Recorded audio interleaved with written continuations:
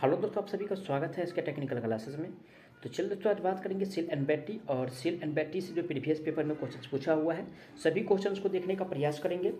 तो आप लोग वीडियो में इंटरेस्ट जरूर बने रहिएगा। साथ ही साथ नए हैं तो चैनल को जरूर सब्सक्राइब कर दीजिए, और अगर आप लोग नए हैं तो डिस्क्रिप्शन को जरूर चेक कर लीजिएगा, क्योंकि डिस्क्रिप्शन में आप लोगों के लिए WhatsApp group, Telegram, Instagram, Facebook सभी का लिंक मिल जाएगा। आप लोग सभी को फॉलो कर सकते हैं, बारी बारी से सभी पे नोटिफिकेशन मिलता रहेगा। आज का सबसे पहला प्रश्न से स्टार्ट करते हैं। आज का सबसे पहला प्रश्न दिया हुआ है, बॉक्साइट से एल्युमिनियम को पृथक करने के बाद उसे डैश द्वारा शुद्ध किया जाता है। जब बॉक्साइट से एल्युमिनियम को अलग किया जाता है, पृथक का मतलब क्या, यानी कि अलग करना। और जब अलग किया जाता है तो उसको फिर शुद्ध कैसे करते हैं, है ना। शुद्ध करने का कोई ना कोई प्रोसेस तो होगा भाई, किसके द्वारा, यानी कि कैसे उसको शुद्ध किया जाएगा। देखिए, शुद्ध करने का मेन इसका जो प्रोसेस की अगर बात किया जाए तो इलेक्ट्रोलाइसिस करके, ठीक है, क्या करेंगे, ठीक है, इलेक्ट्रोलाइसिस करके, यानी कि उसको क्या करेंगे, शुद्ध करेंगे। ऑप्शन किस में दिया, इलेक्ट्रोलाइसिस, ए में दिया हुआ इलेक्ट्रोलाइसिस। राइट आंसर की बात किया जाए तो ऑप्शन इसका ये सही हो जाएगा, क्योंकि ए में दिया हुआ इलेक्ट्रोलाइसिस। बी में दिया इलेक्ट्रोप्लेटिंग, तो इलेक्ट्रोप्लेटिंग से कोई मतलब है नहीं भाई। सी में कराई इलेक्ट्रो टाइपिंग, तो इलेक्ट्रो टाइपिंग से भी कोई मतलब नहीं है, न इलेक्ट्रोफोरेसिस से मतलब है। जब हमको शुद्ध करना है तो इलेक्ट्रोलाइसिस करेंगे तो क्या हो जाएगा, वो शुद्ध हो जाएगा। चलिए आगे बढ़ेंगे नेक्स्ट क्वेश्चन पे। आज का अगला प्रश्न दिया हुआ है, बैटरी की एम्पियर क्षमता बढ़ाने के लिए सेल को डैश में सीमित किया जाता है। क्या कह रहा है, एम्पियर। एम्पियर का मतलब क्या, यानी कि करंट। जब एम्पियर है तो करंट, और करंट को अगर बढ़ाना है हमको, क्या करना है, यानी कि बढ़ाना है, तो क्या करेंगे दोस्त, अगर करंट को बढ़ाना है तो क्या करेंगे, सीरीज को, सॉरी सेल को समानांतर में जोड़ेंगे। किस में जोड़ेंगे, यानी कि समानांतर में जोड़ेंगे। किस में जोड़ेंगे, समानांतर में जोड़ेंगे। अगर करंट बढ़ाना है तो समानांतर में जोड़ेंगे, अगर हमको वोल्टेज बढ़ाना है तो श्रेणी में जोड़ेंगे। किस में जोड़ेंगे, सीरीज में जोड़ेंगे, है ना, श्रेणी में जोड़ा जाएगा। अगर वोल्टेज को बढ़ाना है तो श्रेणी में जोड़ेंगे, और करंट को बढ़ाना है तो समानांतर में जोड़ेंगे। ऑप्शन किस में दिया हुआ है, समानांतर क्रम, क्योंकि एम्पियर कह रहा है। अगर भाई करंट को बढ़ाना है तो समानांतर में जोड़ा जाएगा। ऑप्शन किस में दिया हुआ है, समानांतर, तो ऑप्शन बी में दिया हुआ है समानांतर। राइट आंसर की बात किया जाए तो ऑप्शन इसका बी सही हो जाए, क्योंकि ए में दिया हुआ है सीरीज दिया हुआ है, और सीरीज अगर पूछता तो इसमें यानी कि वोल्टेज यहाँ पे रहता, तो यहाँ पे एम्पियर के बदला क्या हो जाता, वोल्टेज रहता, तो यानी कि ऑप्शन ए इसका सही हो जाता है। चलिए आगे बढ़ेंगे नेक्स्ट क्वेश्चन पे।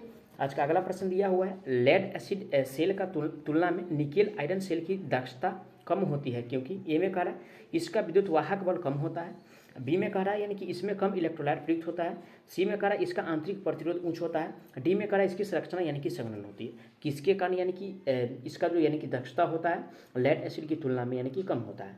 तो देखिए दोस्तों, इसका यानी कि सबसे पहले बात करेंगे यानी कि आंतरिक प्रतिरोध पे, और इसका यानी कि आंतरिक प्रतिरोध की अगर बात किया जाए तो यानी कि ज़्यादा होता है, किसके अपेक्षा, लेड एसिड सेल की अपेक्षा। क्या होता है, यानी कि ज़्यादा होता है किसके अपेक्षा, लेड एसिड सेल की अपेक्षा, है ना, लेड एसिड सेल की अपेक्षा, है ना, ज़्यादा होता है, इसलिए इसका यानी कि विद्युत वाहक बल की अगर बात किया जाए या इफिशिएंसी की बात किया जाए तो उसकी अपेक्षा कम होता है। राइट आंसर जो होगा दोस्तों, इसका आंतरिक प्रतिरोध ऊंच होने के कारण क्या होता है, उसका यानी कि दक्षता जो होता है कम हो जाता है। तो राइट आंसर जो होगा ऑप्शन इसका सी सही हो जाएगा, क्योंकि सी में दिया हुआ है इसका आंतरिक प्रतिरोध उच्च होता है। चलिए आगे बढ़ते हैं नेक्स्ट क्वेश्चन पे।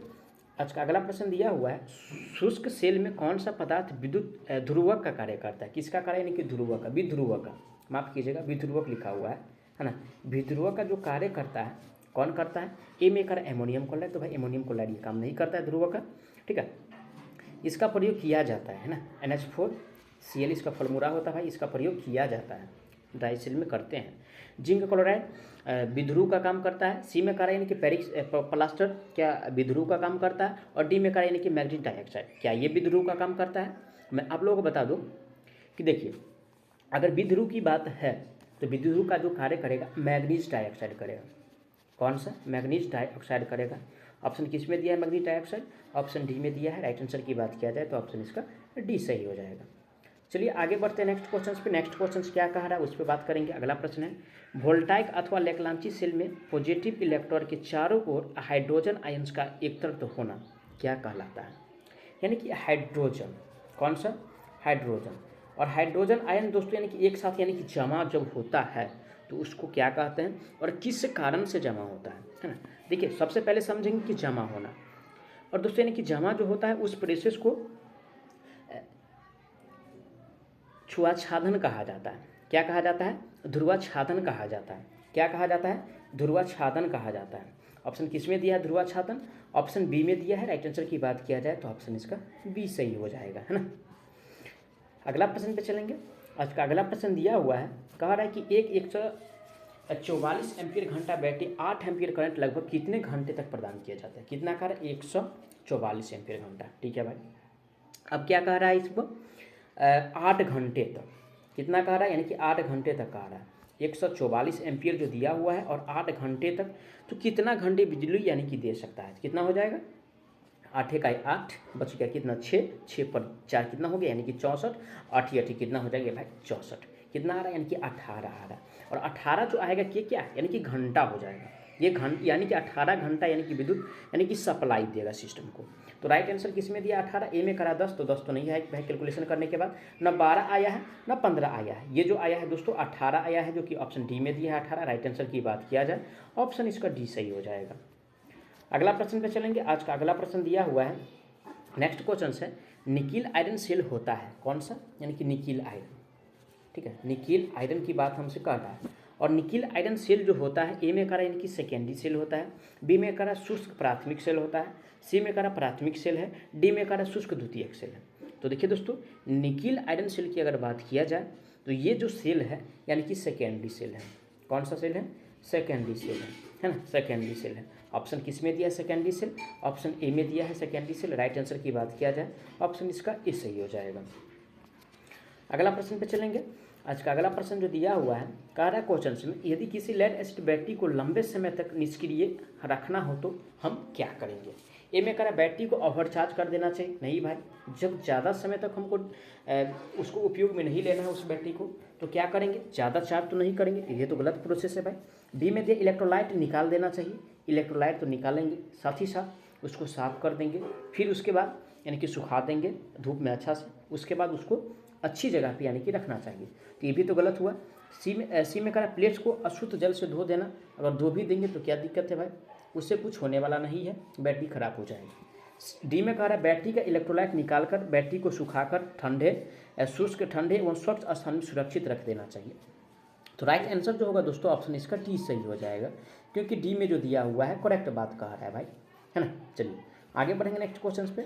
आज का अगला प्रश्न दिया हुआ है, चार्जिंग के समय लेड एसिड सेल विद्युत ऊर्जा को परिवर्तित करता है। किसके समय कह रहा है, यानी कि चार्जिंग के समय, और भी यानी कि सेल की बात है भाई, है ना। ऐसा नहीं कुछ अलग मोटर या जनरेटर की बात है, इसमें यानी कि सेल की बात है, वो भी लेड एसिड सेल का। और जब विद्युत ऊर्जा परिवर्तन होता है तो रासायनिक ऊर्जा में, किसमें कह रहा है, ए में कह रहा है, यानी कि पहले ऑप्शन पढ़ लेते हैं। ए में कह रहा है उष्मीय ऊर्जा में, बी में कह रहा है रासायनिक ऊर्जा में, सी में कह रहा है प्रकाश ऊर्जा में, डी में कह रहा है यानी कि यांत्रिक ऊर्जा में। और देखिए दोस्तों, ये जो परिवर्तित होता है ये रासायनिक ऊर्जा में परिवर्तित होता है ना, रासायनिक ऊर्जा में परिवर्तन होता है। किसमें होता है, रासायनिक ऊर्जा में परिवर्तित होता है। ऑप्शन किस में दिया है, रासायनिक ऊर्जा, ऑप्शन बी में दिया हुआ है। राइट आंसर की बात किया जाए तो ऑप्शन इसका बी सही हो जाएगा। आगे बढ़ेंगे नेक्स्ट क्वेश्चन पे।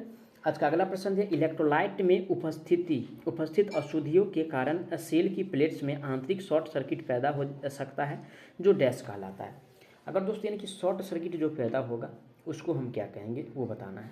ए में कह रहा है विध्रुवन, तो विध्रुवन के कारण यानी कि शॉर्ट सर्किट नहीं होता है भाई। बी में दिया है विद्युत विच्छेदन के कारण भी नहीं शॉर्ट सर्किट होगा, न ध्रुवन के कारण होगा। ये जो होगा दोस्तों अस्थानीय क्रिया दोष के कारण होगा, अस्थानीय क्रिया के कारण होगा। ऑप्शन किस में दिया है, स्थानीय क्रिया, ऑप्शन सी में दिया हुआ है। राइट आंसर की बात किया जाए तो ऑप्शन इसका सी सही हो जाएगा। अगला प्रश्न पे चलेंगे। आज का अगला प्रश्न दिया हुआ है, इलेक्ट्रोलाइट की अवस्था को व्यक्त किया जाता है, यानी कि इलेक्ट्रोलाइट जो होता है ना, इलेक्ट्रोलाइट की अवस्था को किस में व्यक्त करेंगे भाई, इलेक्ट्रोलाइट की अवस्था को किस में व्यक्त किया जाता है। ए में कर अपेक्षित घनत्व के रूप में, बी में कर आउटपुट वोल्टेज के रूप में, सी में कर आउटपुट करंट के रूप में, डी में कर अम्लीय अंश के रूप में। इलेक्ट्रोलाइट की बात हमसे पूछ रहा है, और इलेक्ट्रोलाइट को जो व्यक्त किया जाता है अपेक्षित घनत्व के रूप में व्यक्त किया जाता है, जो कि ऑप्शन ए में दिया है। राइट आंसर की बात किया जाए ऑप्शन इसका ये सही हो जाएगा। आगे बढ़ेंगे नेक्स्ट क्वेश्चन पे। आज का अगला प्रश्न दिया हुआ है, प्राथमिक सेल में पैदा होने वाले स्थानीय क्रिया दोष को दूर किया जा सकता है, यानी कि प्राथमिक सेल में जो पैदा होता है स्थानीय क्रिया दोष, उसको कैसे हम दूर करेंगे। ए में करा सेल को आवेशित करके, बी में करा सेल को केवल अल्प समय के लिए प्रयोग करके, सी में करा जस्ता इलेक्ट्रोड पर पारे की परत चढ़ाकर। एकदम ठीक है भाई, अगर इस पर यानी कि इलेक्ट्रोड पर अगर पारे की परत अगर चढ़ा दिया जाएगा तो अस्थानीय क्रिया दोष यानी कि दूर हो जाएगा, जो कि ऑप्शन ए में दिया है। राइट आंसर की बात किया जाए ऑप्शन इसका सी सही हो जाएगा। आगे बढ़ेंगे नेक्स्ट क्वेश्चन पे। आज का अगला प्रश्न दिया, द्वितीयक सेल का मुख्य लाभ है कि, ए में दिया हुआ है, इसे सचल विद्युत स्रोत के रूप में प्रयोग किया जा सकता है, बी में कह रहा है इसे पुनः अभिषिक्त किया जा सकता है। ये भी तो भाई ठीक है भाई, जब द्वितीय सेल है तो उसको यानी कि जब डिस्चार्ज होगा तो फिर से उसको यानी कि चार्ज करके फिर से उसको यानी कि काम में ले सकते हैं। सी में कह रहा है इसका मूल्य कम होता है। तो मूल्य से क्या मतलब है भाई, द्वितीयक सेल का यानी कि कुछ ना कुछ गुण है, या प्राथमिक सेल का कुछ ना कुछ अवगुण है ना। तो देखिए इसको फिर से चार्ज कर सकते हैं, फिर से डिस्चार्ज करेंगे, फिर से चार्ज कर सकते हैं, यानी कि रिचार्जेबल होता है। किस प्रकार का होता है द्वितीयक सेल, रिचार्जेबल होता है, जो कि ऑप्शन बी में दिया है, इसे पुनः अभिषिक्त किया जा सकता है। तो राइट आंसर जो होगा ऑप्शन इसका बी सही हो जाएगा। आगे बढ़ेंगे नेक्स्ट क्वेश्चन पे। आज का अगला प्रश्न दिया हुआ है, निम्न प्रक्रिया में गैसिंग संपन्न होती है, यानी कि गैसिंग जो संपन्न होता है कौन सा प्रक्रिया में संपन्न होता है उसके बारे में हमको बताना है। ए में कह रहा है शुष्क सेल की डिस्चार्ज, तो शुष्क सेल में तो सबसे पहले गैसिंग होगा नहीं भाई, ये तो गलत हो गया। बी में कह रहा है लेड एसिड सेल की डिस्चार्जिंग प्रक्रिया में, कौन सा सेल, लेड एसिड, और लेड एसिड सेल में तो होता है लेकिन चार्जिंग प्रक्रिया में नहीं होता है, ये जो होता है डिस्चार्जिंग के वक्त होता है। तो राइट आंसर जो होगा दोस्तों ऑप्शन इसका बी सही हो जाएगा। जबकि सी में तो दिया है लेड एसिड सेल में तो होता है लेकिन चार्जिंग के प्रक्रिया में कह रहा है, तो चार्जिंग के प्रक्रिया में ये नहीं होता, ये जो होता है डिस्चार्जिंग के प्रक्रिया में होता है ना। तो राइट आंसर जो होगा दोस्तों ऑप्शन इसका बी सही हो जाएगा, क्योंकि बी में जो दिया हुआ है लेड एसिड सेल को डिस्चार्ज जब किया जाता है तब गैसिंग उसमें उत्पन्न होता है। ठीक है, आगे बढ़ेंगे नेक्स्ट क्वेश्चन पे। आज का अगला प्रश्न दिया हुआ है, किसी स्टोरेज बैटरी की क्षमता निर्भर करती है, कौन सा बैटरी, यानी कि स्टोरेज बैटरी। और कोई भी बैटरी हो भाई उसका जो क्षमता डिपेंड करेगा, ए में कह रहा है उसके प्लेट्स की क्षेत्रफल पे, बी में कह रहा है उसके प्लेट्स की मोटाई पे, सी में कहा इलेक्ट्रोलाइट के घनत्व पे, डी में कह रहा है यानी कि इनमें से किसी पर नहीं। तो ये जो डिपेंड करता है दोस्तों इलेक्ट्रोलाइट के घनत्व पे डिपेंड करता है ना। इलेक्ट्रोलाइट का जो घनत्व है किस प्रकार का है उस पर ये डिपेंड करता है। तो राइट आंसर की बात किया जाए तो किस में दिया, इलेक्ट्रोलाइट की घनत्व ऑप्शन सी में दिया है। तो राइट आंसर जो होगा दोस्तों ऑप्शन इसका सी सही हो जाएगा। आगे बढ़ेंगे नेक्स्ट क्वेश्चन पे। आज का अगला प्रश्न दिया हुआ है, डिस्चार्ज बैटरी का आंतरिक प्रतिरोध है, किसका कारण, यानी कि डिस्चार्ज का कारण है ना, डिस्चार्ज का कारण। और डिस्चार्ज बैटरी का आंतरिक प्रतिरोध जो होता है दोस्तों यानी कि बढ़ जाता है, क्या होता है, बढ़ जाता है। ऑप्शन किस में दिया है, यानी कि बढ़ जाना। ए में कह रहा है घट जाता है, तो घटता नहीं है, नहीं वही रहता है। ये जो होता है दोस्तों यानी कि आंतरिक प्रतिरोध की बात किया जाए तो ये बढ़ जाता है। घटेगा कब, घट जाता है जब चार्ज होता है तब, लेकिन डिस्चार्ज होते वक्त यानी कि ये बढ़ जाता है। जैसे जैसे डिस्चार्ज होता है वैसे वैसे आंतरिक प्रतिरोध बढ़ता जाता है। ठीक है, आगे बढ़ेंगे नेक्स्ट क्वेश्चन पे। आज का अगला प्रश्न दिया है, निम्न में से कौन सा सेल प्राथमिक सेल नहीं है।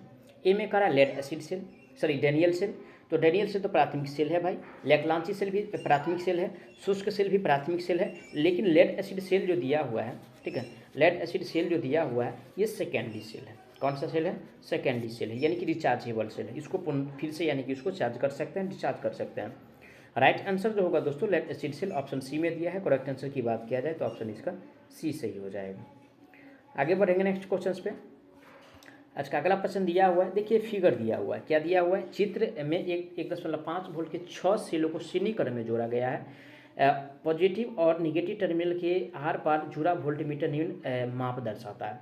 देखिए क्या कह रहा है, ये सब यानी कि क्या है, श्रेणी में जुड़ा हुआ है ना। ये तो कह रहा है भाई श्रेणी में जुड़ा हुआ है, और जब श्रेणी में जुड़ा हुआ है तो क्या करेंगे इसको, और श्रेणी में जुड़ा हुआ है और हम कह रहा है कि 1.5 वोल्ट का यानी कि एक है, यानी कि सेल जो है वो 1.5 वोल्ट का है। अरे भाई जब 1.5 वोल्ट का सेल है तो इसका यानी कि वोल्टेज हमसे पूछ रहा है कितना कह रहा है, यानी कि 6 कह रहा है। कितना कह रहा है भाई, 6 कह रहा है ना। तो 6 जब कह रहा है तो क्या करेंगे, सबसे पहले क्या करना होगा, ए में जो दिया हुआ है क्या कह रहा है, यानी कि कितना है, 6 सेल है तो 6 हो जाएगा, और इसको कितना 6 प्लस में कितना हो जाएगा, यानी कि 3 हो जाएगा, क्योंकि 6 3 9 होता है। तो यानी कि 9 जो दिया हुआ है ऑप्शन डी में दिया है। राइट आंसर की बात किया जाए तो ऑप्शन इसका डी सही हो जाएगा, क्योंकि ये श्रेणी में कह रहा है ना। चलिए आगे बढ़ेंगे नेक्स्ट क्वेश्चन पे। आज का अगला प्रश्न जो दिया हुआ है, इलेक्ट्रोलाइट के घोल के द्वारा जो कण विद्युत का संचालन करते वह कहलाता है, क्या कहलाता है भाई, जो संचालन करता है। और जो संचालन करता है भाई ये मैनली रूप से अगर बात किया जाए तो ये आयन कहलाता है। क्या कहलाता है, आयन कहलाता है। ऑप्शन किस में दिया है, आयन। ए में कहा है न्यूट्रॉन, तो न्यूट्रॉन नहीं होता है ना, इलेक्ट्रॉन्स होता है, ये जो होता है आयन होता है, जो कि ऑप्शन सी में दिया आयन्स। राइट आंसर की बात किया जाए ऑप्शन इसका सी सही हो जाएगा। आगे बढ़ेंगे नेक्स्ट क्वेश्चन पे। आज का आगामी प्रश्न दिया, किसी बैटरी में चार्जिंग का लेवल ज्ञात किया जा सकता है, यानी कि चार्जिंग का लेवल कैसे ज्ञात करेंगे। ए में कह रहा है वोल्टेज को माप कर, बी में कह रहा है बैटरी के टर्मिनल देखकर, सी में कह रहा है इलेक्ट्रोलाइट के घनत्व माप कर, और डी में कह रहा है उपरोक्त में से सभी। तो देखिए दोस्तों, यानी कि मापने की बात है तो इलेक्ट्रोलाइट के घनत्व को अगर मापेंगे तो इसका यानी कि चार्जिंग का जो लेवल है वो पता चल जाएगा। राइट आंसर जो होगा दोस्तों ऑप्शन इसका सी सही हो जाएगा। मैं आशा करता हूँ आप लोग सारा प्रश्नों को अच्छे से समझे होंगे। अगर कोई भी प्रश्न में किसी प्रकार का डाउट है तो प्लीज़ आप लोग उसके लिए कमेंट कीजिए, आपको जवाब बहुत जल्द मिलने वाला है। साथ ही साथ नए हैं तो चैनल को सब्सक्राइब करके वीडियो को जरूर शेयर कर दीजिएगा। तो चलिए मिलते हैं नेक्स्ट पार्ट में, तब तक के लिए जय हिंद।